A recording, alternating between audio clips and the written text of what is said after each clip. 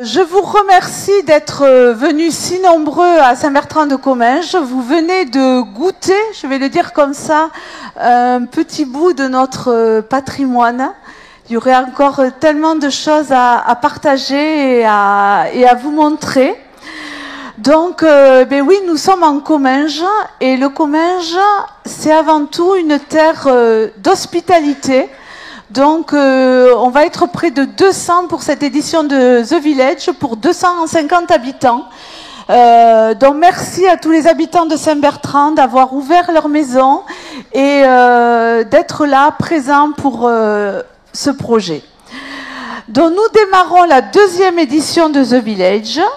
Et aujourd'hui, cette année, le thème, c'est la complémentarité entre les territoires. Donc, ce que nous recherchons, ce que nous avons voulu, c'est mettre du lien.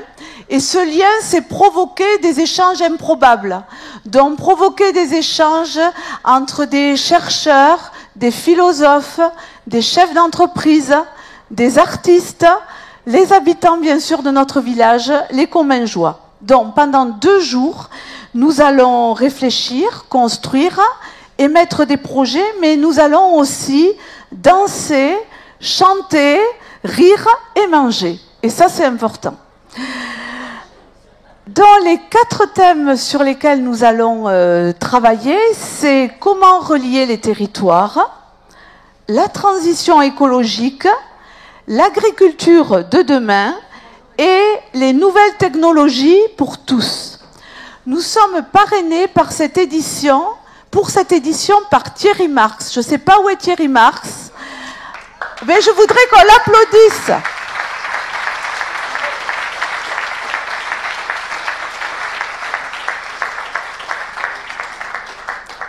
Merci d'être avec nous pour ces 2 jours. Donc, Georges Méric. Georges, c'est le président du conseil départemental de la Haute-Garonne. Le conseil départemental de la Haute-Garonne joue tous les jours le jeu de la solidarité des territoires entre le rural et l'urbain, entre le Comminges et la métropole toulousaine. Georges est un humaniste, un philosophe. Et je vais te demander de nous dire quels sont les liens qu'il y a entre nos journées et la politique territoriale et départementale surtout, et quelle illustration concrète tu peux nous donner de cette politique sur les actions du Comminges. Merci. Merci beaucoup pour la question. Non, il faut d'abord poser le problème de l'évolution de notre société, je pense. Nous avons une mondialisation capitaliste. Et il faut se poser la première question, c'est quel est son but? Est-ce que c'est l'humain et le partage, ou est-ce que ce sont les dividendes et la cupidité? La réponse est dans la question. Et donc on est là pour favoriser l'humain et le partage, mais dans une société totalement injuste et inhumaine. Qu'est-ce qu'on voit tous les jours? Fracture sociale, avec la précarisation, l'ubérisation des rapports sociaux, mais aussi la fracture territoriale, j'y reviendrai puisque on est des médecins de la fracture territoriale au conseil départemental, c'est-à-dire qu'il y a des oubliés, il y a des exclus, il y a des marginalisés sur les territoires, y compris dans la métropole, dans les quartiers ghettoisés et dans les faubourgs pauvres de la métropole. Puis la France périphérique, ce qu'on appelle la France périphérique, la France des exclus, s'étend sur le périurbain, le rural et la montagne, parce que le département est très varié dans ses territoires et ses bassins de vie. Le problème, c'est que dans ce toujours plus capitaliste, on surexploite les ressources de la terre, on pollue l'argamanu sans complexe, et le bouleversement climatique est irréversible. Ce qui va changer le mode de vie des générations futures. Et donc, il faut changer de paradigme. Aller vers un développement durable, une transition énergétique, des habitudes de vie totalement bouleversées par rapport à celles qui sont aujourd'hui, puisqu'il faut des habitudes de vie responsables et non irresponsables. Alors, quid du modèle économique injuste et inhumain aujourd'hui? Et comment avancer? Alors, certes, j'ai vu que vous aviez l'évocation de, je dirais, d'expérience citoyenne, mais c'est une goutte d'eau hein, par rapport aux multinationales et par rapport aux dividendes du CAC 40. Par exemple, moi, vous voyez, je ferme l'eau quand je me lave les dents le matin, par discipline, par volonté, mais c'est vraiment une goutte d'eau dans un océan d'injustice. Et donc, le tout marché, on peut dire aujourd'hui, le tout marché montre ses limites. Alors, que fait le département? Tout d'abord, gérer un département, ce n'est pas que du pragmatisme gestionnaire, c'est aussi de la politique. Et donc, nous avons défini à la fois des avenues programmatiques et un référentiel que je vais rapidement vous décoder. Nos avenues programmatiques, pour répondre à la situation de notre société, eh bien, c'est d'abord préserver notre unique biosphère, dans laquelle on est totalement irresponsable aujourd'hui. C'est aussi les solidarités. Solidarité humaine, la moitié de notre budget général va à l'aide sociale, vers les plus fragiles, les plus démunis d'entre nous. Personnes âgées dépendantes, personnes handicapées, personnes en recherche d'emploi, RSA, les enfants battus, les femmes abandonnées, les familles détruites, etc., etc. C'est 50% du budget général, c'est-à-dire 750 millions par an, dans le département de la Haute-Garonne. Et c'est aussi les solidarités territoriales, c'est-à-dire faire en sorte que les plus faibles aient un peu plus du conseil départemental. Et je dirais que le conseil départemental, aujourd'hui, est l'institution territoriale de proximité qui a les moyens d'une politique. Et c'est celui qui fait le trait d'union avec les communes et les intercommunalités sur l'ensemble du territoire. Il n'y a pas une commune dans la Haute-Garonne qui n'ait pas signé un contrat de territoire annuel ou triannuel avec le département de la Haute-Garonne. Il n'y a pas une communauté de communes, une communauté d'agglomération, même pas Toulouse Métropole, qui n'ait pas signé un accord partenarial avec le département. Tout cela s'appelle la solidarité territoriale, c'est-à-dire prendre dans les zones un peu riches pour donner un peu plus dans les zones un peu pauvres. Et n'est-ce pas, Madame le maire, vous avez quelques subventions du conseil départemental qui permettent de crédibiliser les volontés politiques que vous avez. Le troisième point, c'est le défi d'émancipation. L'émancipation, c'est le défi de la vie de chacun d'entre nous par notre conscience réfléchie. Et donc, notre effort important sur l'éducation et sur l'accès à la culture. C'est notre troisième réponse. Et enfin, faire revivre la République dans son authenticité, dans ses particularismes. La République française est à la fois démocratique, laïque et sociale. On pourrait ajouter universaliste et humaniste. Tout ça fait un tout. Et ce que l'on nous propose aujourd'hui par la mondialisation, c'est la démocratie anglo-saxonne. Fondée sur quoi? Sur le libéralisme débridé et sur le communautarisme identitaire. Ce que nous devons refuser, parce que les deux critères sont anti-républicains. Donc sur ce socle-là de pragmatique, de programme, eh bien, il est venu par un socle, je dirais, de valeurs et un socle philosophique. 3 mots, rapidement, et puis je donnerai quelques exemples pour conclure sur le Comminges, d'actions concrètes. D'abord, 3 mots, émancipation, c'est-à-dire penser par soi-même, le défi de penser par soi-même, le défi de liberté de penser. Deuxièmement, universalisme, qui nous guide. C'est-à-dire dans ce monde où l'on voit le racisme, la xénophobie être là, nous affirmons que chaque homme porte la forme entière de l'humaine condition. C'est-à-dire que le rapport à l'autre est sur un pied d'égalité et dans le respect mutuel. C'est important dans la société d'aujourd'hui. Troisième mot, c'est humanisme. C'est-à-dire que nous voulons mettre l'homme au centre du projet et non les dividendes. Et donc, c'est très important politiquement. Et tout cela, on en fait un tout en disant, au conseil départemental de la Haute-Garonne, eh bien, l'humain d'abord. Oui, l'humain d'abord. C'est une formule en porte-pièce qui permet à la fois d'avoir une action écologique, une action démocratique et une action vers l'émancipation de chacun. Alors, quels sont, dans le concret, ce qu'on fait sur le territoire du Comminges, par exemple? Mais d'abord, c'est l'aménagement du territoire. On est chef de file dans la Haute-Garonne numérique, c'est-à-dire en Haute-Garonne, en 4 ans, on va amener la fibre optique dans tous les logements des Hauts-Garonnais et dans toutes les zones d'activité. C'est très important, parce que la révolution de demain, la révolution numérique est déjà là. Et d'autre part, on a un plan, et avec un partenariat avec la région et l'État, la sous-préfète. Hein, voilà. On va en parler tous les trois. Mais le département est chef de file dans l'histoire, quand même. J'y tiens. Bon.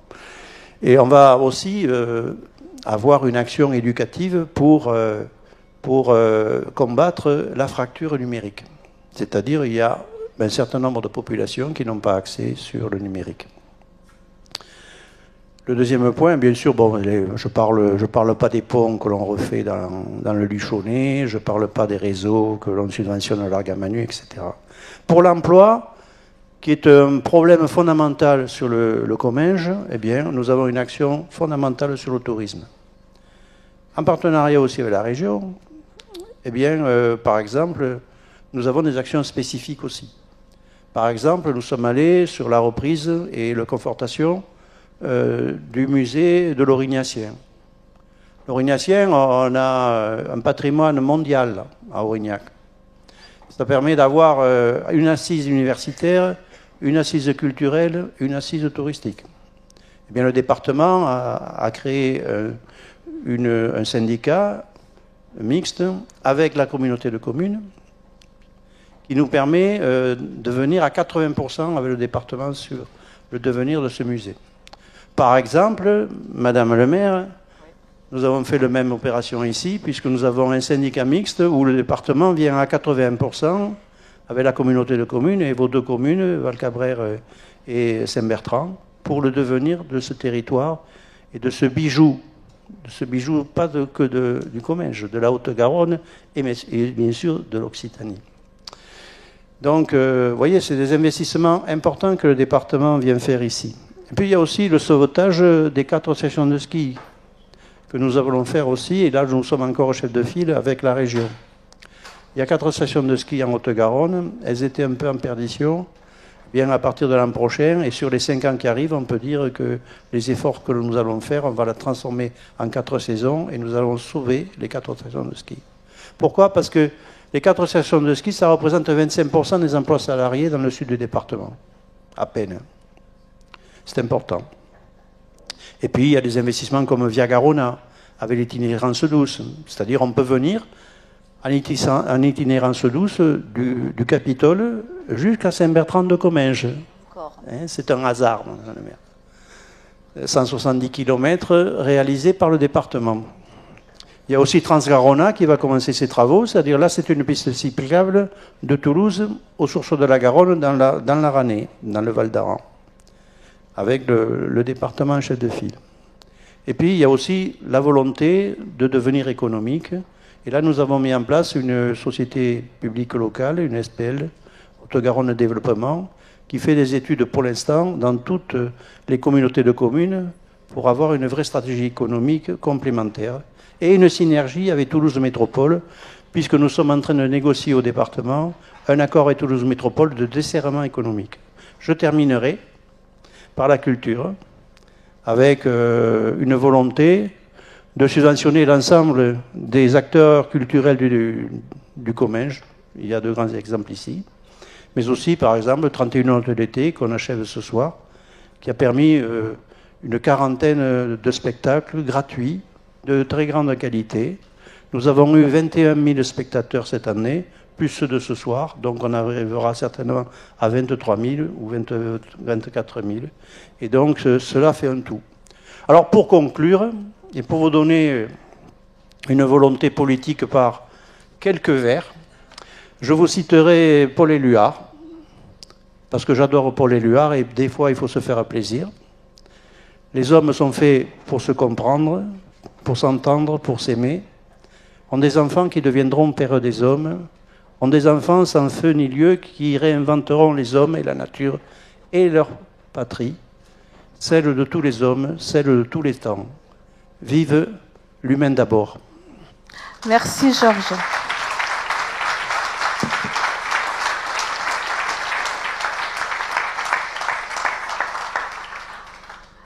Un grand merci. Donc, on va devoir aller un peu plus vite. On a mangé le temps.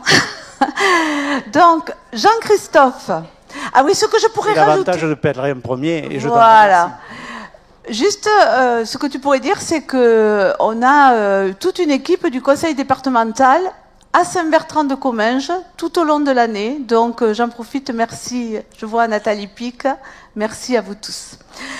Jean-Christophe Tortora. Alors, Jean-Christophe, avec Nicolas Hazard, c'est la rencontre de nous trois, puis de Carole, qui est arrivée ce même jour à Saint-Bertrand, qui a permis The Village. Jean-Christophe Tortora, c'est le patron de la tribune, c'est un homme de lien, c'est un homme de médias, mais pas seulement, il est d'abord un homme de conviction. Et je voudrais, Jean-Christophe, que tu nous dises pourquoi c'est important aujourd'hui de parler de la fracture territoriale et comment peut-on agir dessus. Bien, bonjour à toutes et à tous. Chère Carole, cher Georges, Madame la sous-préfète, Madame la maire, Mesdames et Messieurs. Tout d'abord, c'est une bonne nouvelle pour moi. C'est le 3e été consécutif où je viens à Saint-Bertrand-de-Comminges. 2016, c'était l'été où on a phosphoré et on a imaginé The Village. L'année dernière, c'était la première édition et cette année, là, c'est la 3e édition. Alors que je n'étais pas venu à Saint-Bertrand-de-Comminges, quelle erreur depuis 20 ans.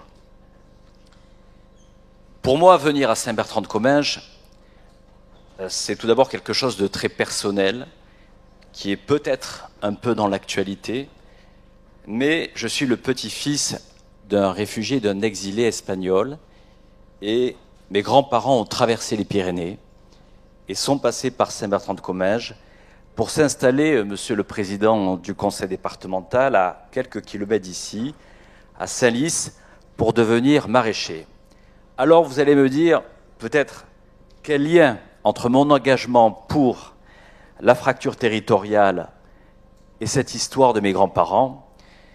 Je crois que ce qui peut profondément me mettre en colère ou trouver injuste, c'est la nécessité aujourd'hui qu'il doit y avoir une égalité de tous les territoires. J'aspire à cette République des territoires, que l'on soit en ruralité, en urbain, en périphérie. Je crois qu'il est important, pour respecter les valeurs de la République, qu'on soit tous en capacité d'accéder aux mêmes chances. Et quand mes grands-parents se sont installés pour devenir maraîchers à Saint-Lys, je considère que la France et ce département lui a réservé le meilleur accueil pour démarrer une nouvelle vie dans cette région. Alors voilà un peu d'histoire, mais ça c'est très personnel. Sur la question de la fracture territoriale, il y a un an, il y a à peine qu'un an, quand avec Nicolas on parlait de ce projet de The Village, en disant ça va être un nouveau rendez-vous où on va rassembler les acteurs de la société civile, les entrepreneurs, des responsables politiques, pour s'engager sur la question de la fracture territoriale. Au départ, le sujet de la fracture territoriale, c'était quelque chose réservé que dans un débat entre élus et politiques. Aujourd'hui, je considère que la question de la fracture territoriale est un sujet de toute la société civile. Et quand on nous disait l'année dernière, c'est une bonne idée, un an après, on nous dit, ce sujet-là est capital pour la France. Il ne vous aura pas, quand même, merci Carole, il ne vous a pas échappé quand même la montée, quand même, des populismes en Europe. Et si aujourd'hui la France veut réussir la mondialisation, elle doit avant tout réussir la République des territoires. C'est pour cette raison, pour un média économique comme La Tribune, comme vous le savez, qui est un média qui a 30 ans, qui est à Paris, qui a plein de correspondances à l'étranger, mais j'ai souhaité depuis 2012, avec mes équipes qui sont ici dans la salle, créer un média qui soit au plus près des territoires, dans les régions. Je le dis parce que, après tout, il faut que les médias soient aussi exemplaires dans leur capacité à investir sur le local et dans les régions. On s'était quitté, Carole, il y a un an, ici à The Village, et j'avais espéré qu'on puisse faire, en tout cas, la grande région Occitanie au sein de la Tribune, et donc d'un partenariat stratégique avec Objectif Languedoc-Roussillon, nous avons racheté Objectif Languedoc-Roussillon et ainsi nous avons pu consolider la première rédaction économique dans la région Occitanie avec un bureau très dynamique à Montpellier qui est dirigé par Jean-Claude Gallo que je salue et le bureau de Toulouse qui est celui de Sandrine Martinez. La fracture territoriale, c'est aussi des médias qui s'engagent pour être au plus près des citoyens et des écosystèmes. Voilà, ma réponse peut-être a été un peu longue, mais je voudrais simplement dire 2 mots, Marie-Claire. J'aurai l'occasion de remercier pendant les 2 jours mes équipes, la Tribune, INCO, etc. Je souhaiterais quand même remercier avant tout Thierry Marx. Parce que Thierry, je pense que c'est la réussite du global et du local. Thierry Marx est certainement une des signatures qui s'exporte le mieux dans le monde. Et c'est à la fois quelqu'un d'humaniste, quelqu'un qui est engagé à 1000% sur les sujets de territoire, sur la question de l'alimentation. Il s'engage beaucoup sur les sujets d'insertion sociale. Et je suis vraiment très fier, Thierry, que tu aies accepté d'être le parrain de cette 2e édition. Merci beaucoup, Thierry.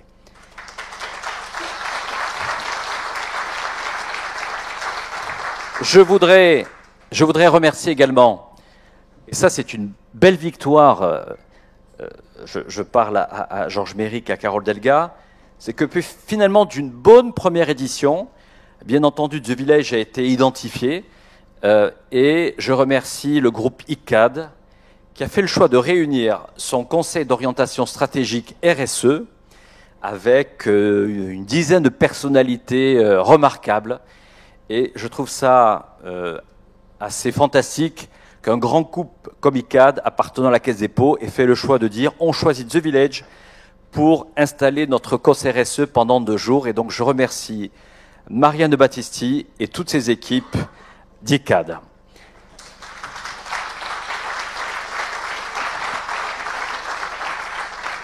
Beaucoup de partenaires, bien sûr, vous les verrez, ils interviendront. Je remercie les 2 autres partenaires officiels qui sont le groupe Suez et le groupe Enedis. Je voudrais remercier, bien entendu, la sous-préfète qui met tous les services de l'État pour nous aider dans la réalisation de cette manifestation. Je voudrais remercier, bien sûr, Georges Méric, le département. Quelquefois, vu de Paris, on va dire les actions, les problématiques des départements peut-être nous paraissent très loin.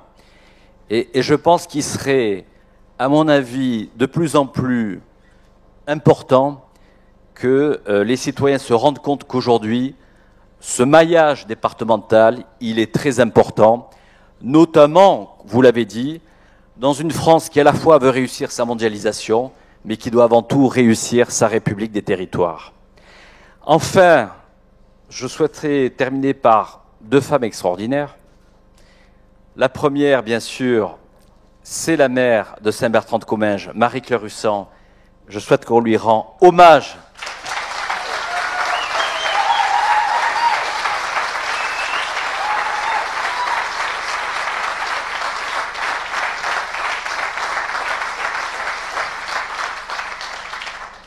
Je voudrais, Marie-Claire, bien sûr que tu es une femme formidable pour celles et ceux qui te connaissent, mais on va dire, dans cet hommage que je souhaite que nous puissions te rendre, peut-être nous, les entrepreneurs, reconnaître que tout le travail que font les élus, dans toutes les régions de France, souvent ingrats, pas toujours reconnus, je pense que ces élus, nous en avons besoin, et nous, les entrepreneurs, nous avons besoin de ce maillage et de cette République des élus. Merci, Marie-Claire.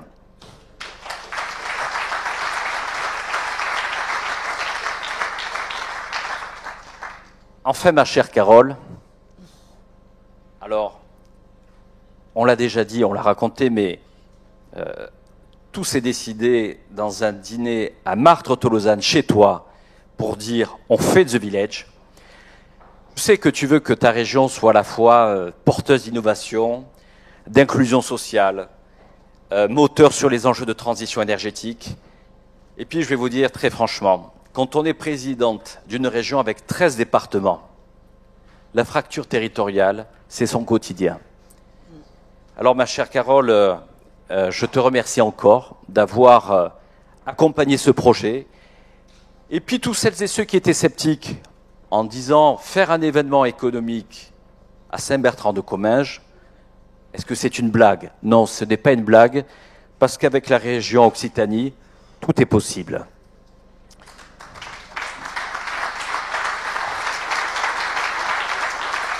Alors, juste, et je laisserai la parole, vous dire que bien entendu, on est là pour faire quoi? On est là pendant 2 jours pour produire des idées et faire à ce que demain, ce monde soit à la fois et global et local. Réussir le global et local, c'est l'engagement sur lequel nous sommes investis avec Nicolas Hazard. Je l'ai dit, mais on ne pourra pas réussir la mondialisation si on ne sait pas réussir ce qui se passe à la fois dans la ruralité, mais il y aura aussi des témoignages importants durant ces 2 jours de jeunes engagés dans les quartiers. Donc ça, c'est un élément important. Et donc réunir pendant 2 jours des entrepreneurs, des philosophes, des acteurs de la société civile et les habitants de Saint-Bertrand-de-Comminges qui vont apporter leur contribution, c'est une chose. De ces idées-là, c'est très simple. Vendredi prochain, je vous donne date, nous réaliserons une édition de la tribune totalement dévolue à The Village, en partenariat avec la région Occitanie et le conseil départemental de la Haute-Garonne. Et nous produirons, ça sera la une, je m'adresse à Philippe Mabille, le directeur de la rédaction, et Robert Jules qui doit être là. Nous adresserons 10 propositions au président de la République Emmanuel Macron, parce qu'il va falloir qu'il fasse vite et qu'il prenne les bonnes décisions. On a senti quelquefois que peut-être il y avait une déviance dans une certaine trop de centralisation. Eh bien, il va falloir que le gouvernement fasse confiance au territoire et à ses concitoyens. Donc, je vous donne rendez-vous avec une édition spéciale où vous retrouverez toutes les propositions de The Village. Voilà. Et puis, je vous souhaite à chacune et à chacun d'entre vous de passer 2 jours extraordinaires à Saint-Bertrand-de-Comminges. Merci à tous les speakers, merci à tous les intervenants. Et puis, mon dernier grand remerciement, ça sera pour les habitants de Saint-Bertrand-de-Comminges de nous faire partager votre commune, votre quotidien. Merci de nous réserver votre accueil. Merci de votre accueil.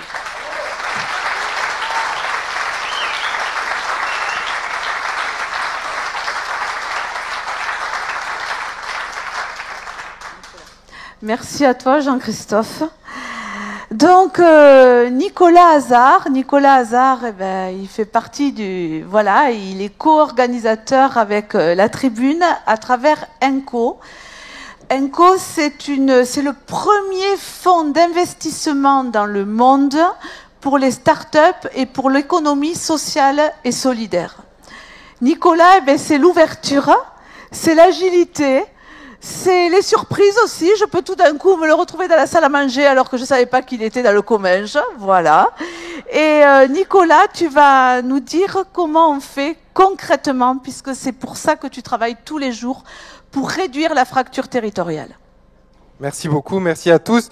En fait, ce qui est plutôt positif aujourd'hui, c'est de savoir qu'il y a des solutions, il y a des choses qui existent, il y a des gens qui font des choses, et ces gens et ces personnes qui au quotidien travaillent, qui soient issus du monde politique, des entrepreneurs, des artistes, des intellectuels, on a réfléchi, on s'est dit on va prendre les meilleurs et on va les réunir aujourd'hui à Saint-Bertrand-de-Comminges. Et donc comme Jean-Christophe a remercié absolument tout le monde qu'il fallait remercier, moi je vous remercie vous d'abord tous les participants d'être venus, parce que c'est vous qui faites cet événement, c'est vous qui au quotidien changez les choses, réfléchissez au monde de demain, réfléchissez à construire, à créer un nouveau paradigme économique, une nouvelle société. Et donc merci à tous d'être venus jusqu'ici dans le Comminges et de donner 2 jours de votre temps pour réfléchir et concevoir des solutions innovantes. Parce que vous portez ces solutions, on vous connaît tous, certains mieux que d'autres, et vous le faites d'un point de vue parfois très local ou d'un point de vue parfois très global, à l'international.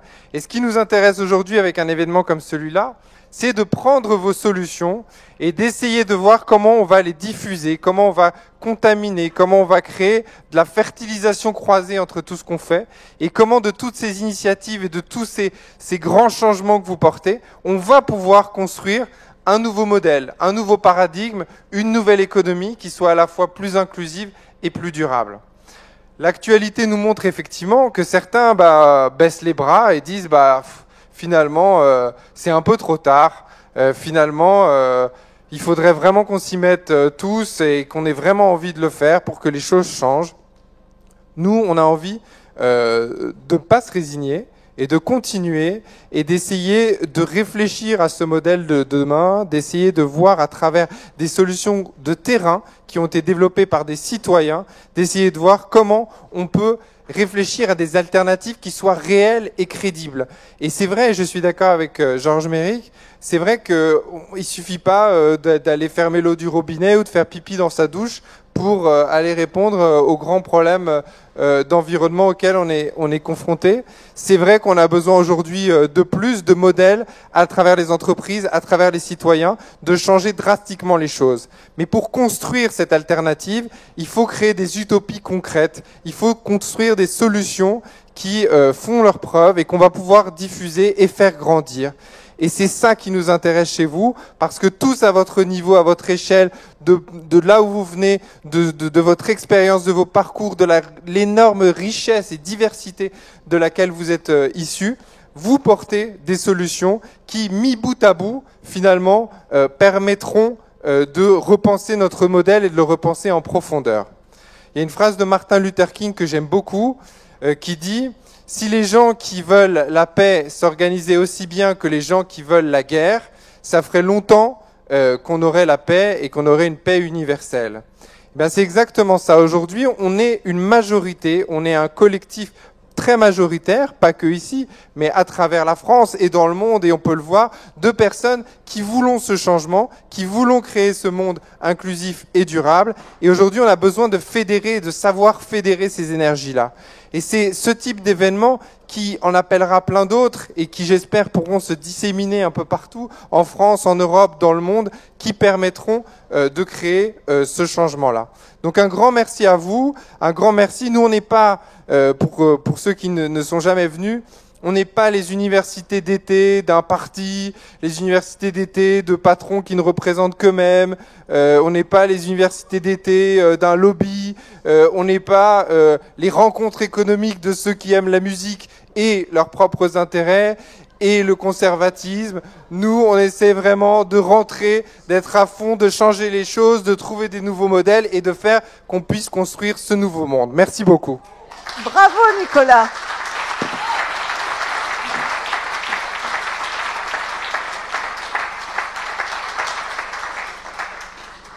Alors Carole, notre présidente de région Occitanie, Pyrénées, Méditerranée, ici dans le Comminges on dit notre Carole, donc une femme de caractère, hein, vous le savez, une commingeoise, et en tant que commingeoise, elle ne lâche jamais rien. Et Carole, je crois que sa force, même j'en suis sûre, elle la tire justement du terrain, du territoire, parce que c'est le territoire qui la ressource.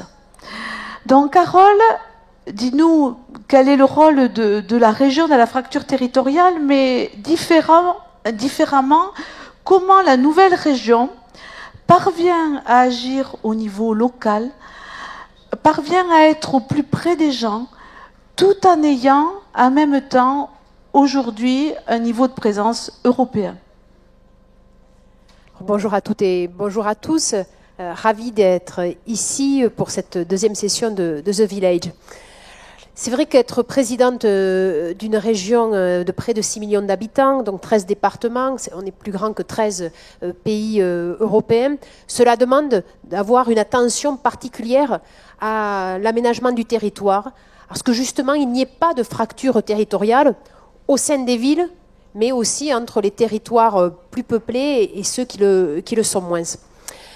Je pense que cette problématique, elle se pose en France, elle se pose dans de nombreux pays, et elle s'exprime au point de vue démocratique par, en effet, une abstention qui est de plus en plus grandissante, y compris dans l'élection phare de ce pays qu'est la France, avec l'élection présidentielle, avec bien sûr la montée des populismes que l'on voit en Europe et dans le monde.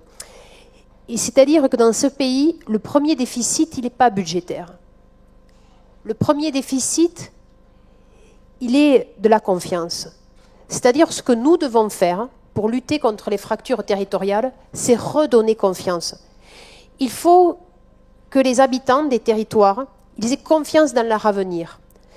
Il faut que les parents ils soient convaincus que leurs enfants, ils vont avoir une destinée meilleure que la leur.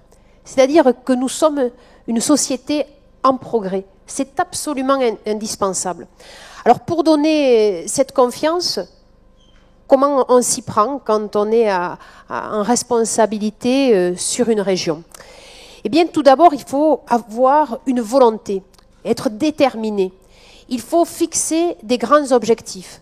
Alors nous avons fixé des grands objectifs, d'être la première région à énergie positive d'Europe, parce qu'on parle souvent de la dette budgétaire, mais on oublie la dette écologique que nous pouvons et que nous allons laisser aux futures générations. Donc nous devons agir.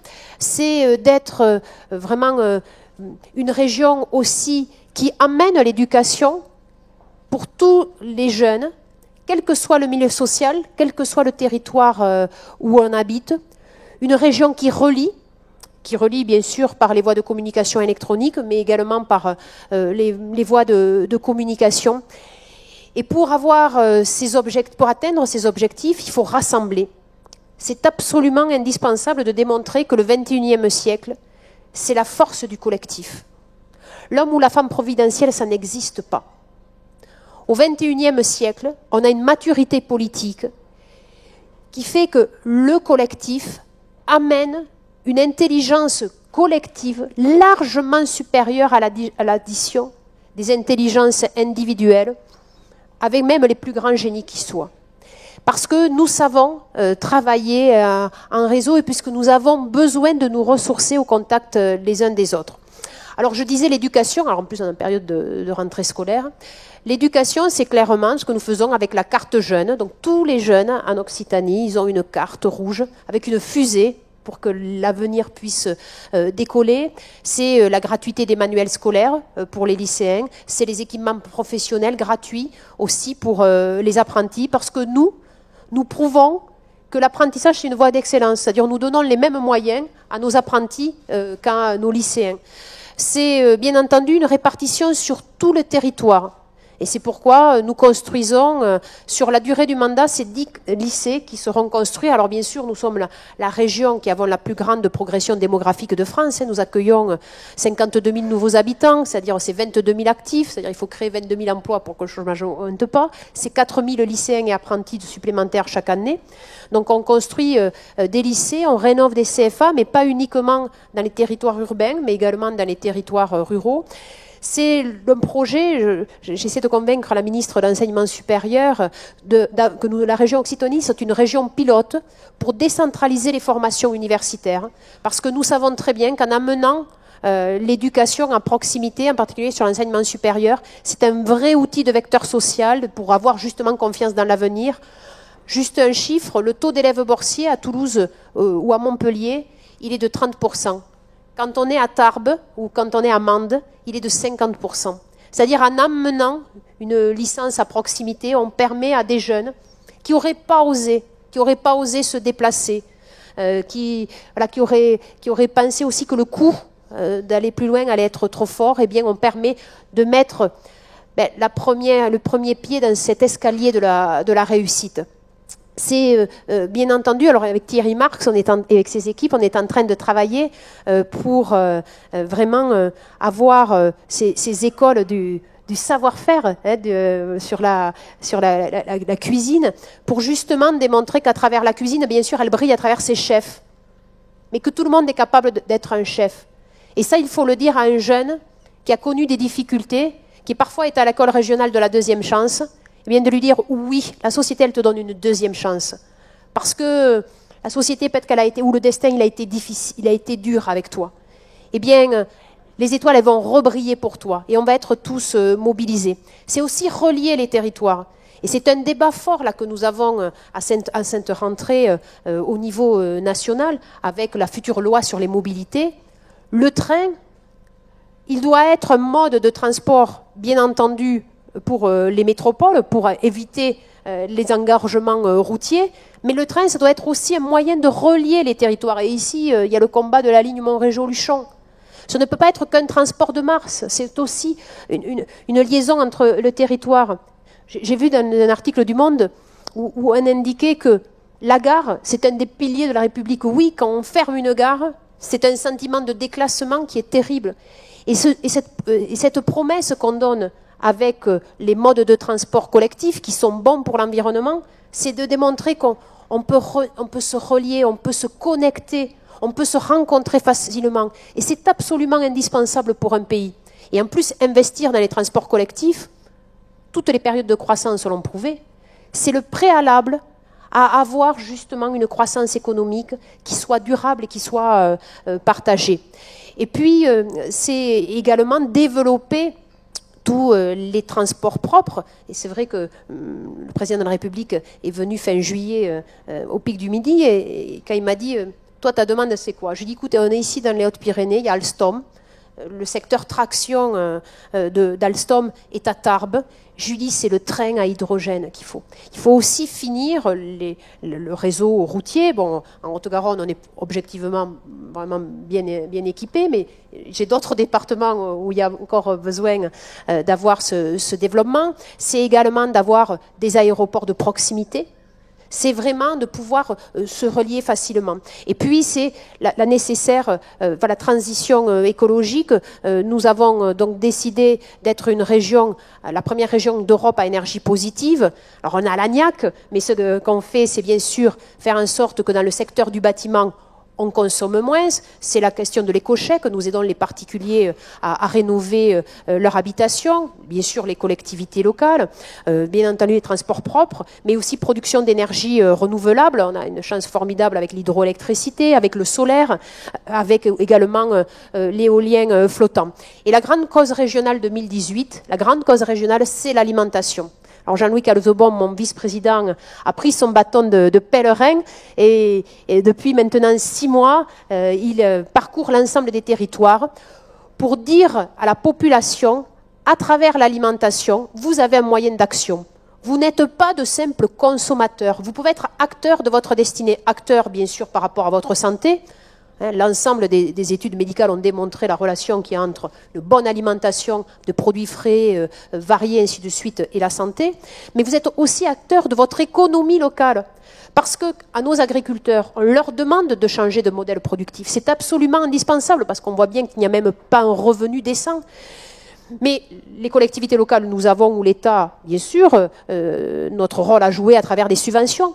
Mais il faut que nos agriculteurs ils se sentent reconnus par la population. Et à travers l'acte d'achat, on doit vraiment démontrer qu'on les soutient, qu'on a un impact sur l'économie locale et qu'on a un impact sur notre environnement. Et c'est pourquoi, à cette rentrée scolaire, on avait décidé, comme on donnait l'exemple avec les lycées dans la région, donc, c'est 40% de produits bio et locaux. Quand j'avais vu les rectrices l'année dernière, j'avais parlé de ce projet, elle m'avait dit ça ne va pas être simple, mais on s'était fixé comme objectif 25%, parce que les femmes, c'est ça, on se fixe des objectifs, on avance, on est pragmatique, voilà. Et donc, on avait dit un quart des lycées, ce serait super. C'est un tiers des lycées. Donc, voilà, moi, j'ai un grand plaisir à vous dire que, à travers les cuisiniers, à travers les gestionnaires des lycées, cette année scolaire, c'est près de 6 millions de repas qui vont être servis dans les lycées de la région avec 40% de produits bio et locaux. Et donc, à la rentrée 2020, ça sera donc l'ensemble de mes lycées, c'est-à-dire 25 millions de repas, qui vont être sur 40% de produits bio et locaux. Et là, nous devons, à travers l'alimentation, aider nos agriculteurs à avoir un autre modèle productif, mettre en avant le bio, les signes officiels de qualité, réfléchir aussi à la collecte, comment on collecte l'ensemble de cette production. Et c'est vraiment une mobilisation complète. Donc la fracture territoriale, il faut être lucide sur ce qui existe, mais surtout il faut être positif, il faut être rassembleur, et je pense qu'il faut démontrer qu'il n'y a pas de fatalité. Qu'ensemble, on est fort, ensemble, on est puissant, et c'est ensemble qu'on arrivera à construire cet avenir prometteur pour notre jeunesse. Merci.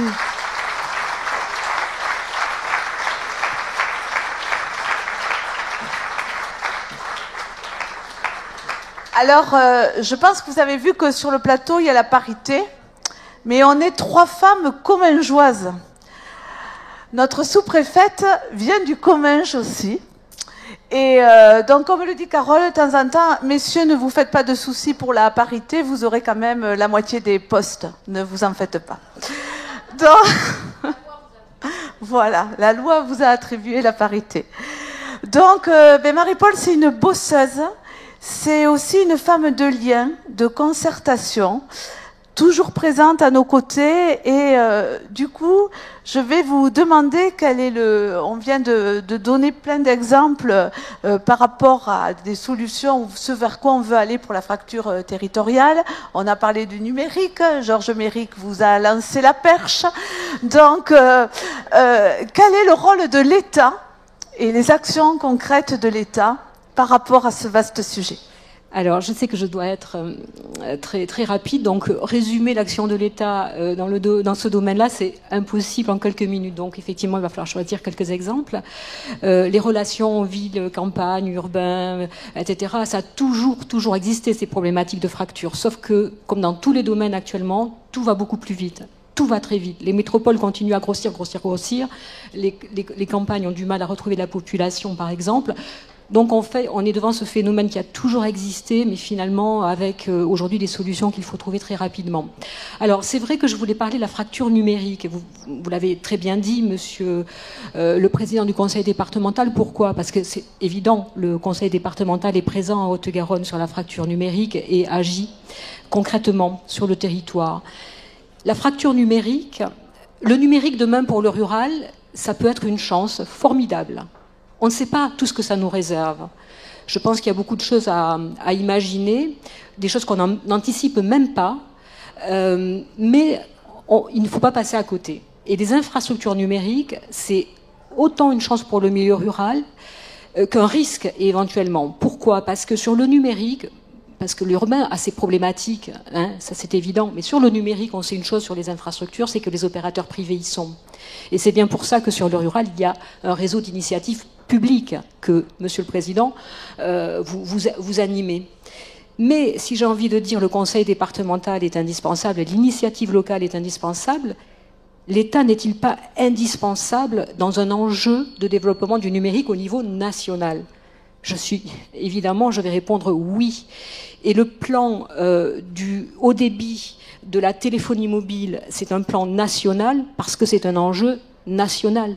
On ne peut pas imaginer des territoires qui se développeraient parce qu'il y a une initiative locale très forte et à côté une initiative qui ne se développerait pas. C'est un enjeu national. Et donc les objectifs nationaux sont sur ce point très ambitieux. Bon, ça a été dit ces dernières années, ça a été relancé par le président de la République. Et les négociations avec les opérateurs privés de téléphonie mobile ont été... bon, le président l'avait annoncé. Aujourd'hui, donc, il y a eu vraiment une négociation très forte qui s'est faite au niveau national, mais qui, à mon sens, ne pouvait se faire qu'au niveau national. Et ce qui est intéressant, c'est que là, l'État n'est pas seul, ou le conseil départemental n'est pas seul, ou le conseil régional n'est pas seul. C'est dans toutes ces actions, on est ensemble pour développer le territoire. En revanche, ce qui est intéressant de se demander, c'est l'État, vu de loin, vous dites de Paris, mais alors l'État ici, ça peut être effectivement considéré vu de Paris, comment il est présent sur les territoires. Et tout à l'heure, on a visité le Trésor, les salles. Aujourd'hui, dans cette audience, il y a au moins 3 cadres des services de la DRAC. Pourquoi? Parce que Saint-Bertrand, vous parliez d'une valeur départementale et régionale, mais moi j'ajoute une valeur universelle. Saint-Bertrand, c'est classé au titre de l'UNESCO pour les chemins de Saint-Jacques de Compostelle. Saint-Bertrand, c'est sur des cartes internationales. Moi, je le dis.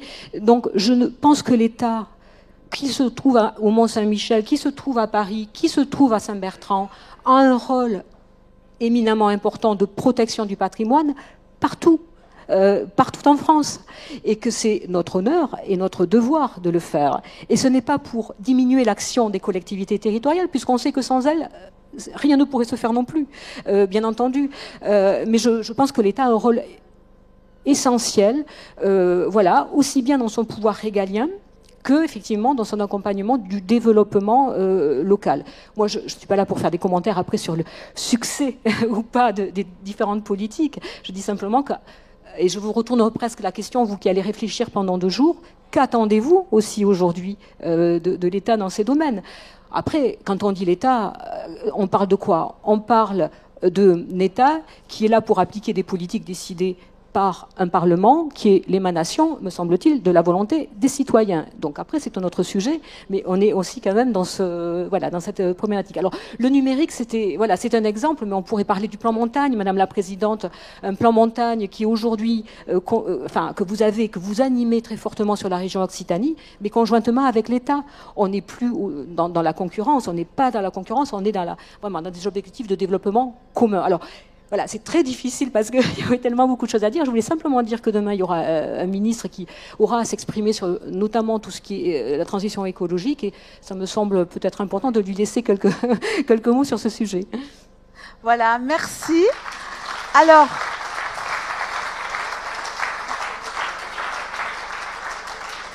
juste avant de manger, je voudrais rebondir sur ce qu'a dit Carole. L'alimentation, c'est vraiment un choix. C'est-à-dire qu'on choisit ce qu'on mange et en mangeant, on a une influence directe sur l'économie locale, sur le mode agricole. Donc tout à l'heure, tout de suite même, nous allons manger les foie gras de Philippe Baron. Philippe Baron est le maire d'un tout petit village, mais il est acteur sur son territoire au niveau de la communauté de communes pour tout ce qui est transition écologique.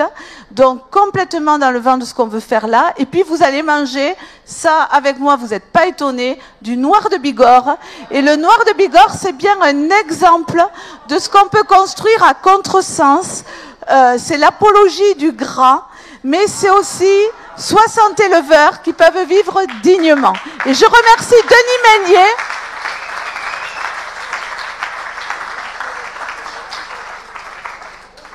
Quand on m'a applaudi tout à l'heure, je voudrais qu'en même temps on applaudisse les habitants de Saint-Bertrand, mais aussi ceux avec qui je travaille tous les jours et qui me donnent la force, et particulièrement aujourd'hui, Denis Meunier et Armand Touzane. Voilà.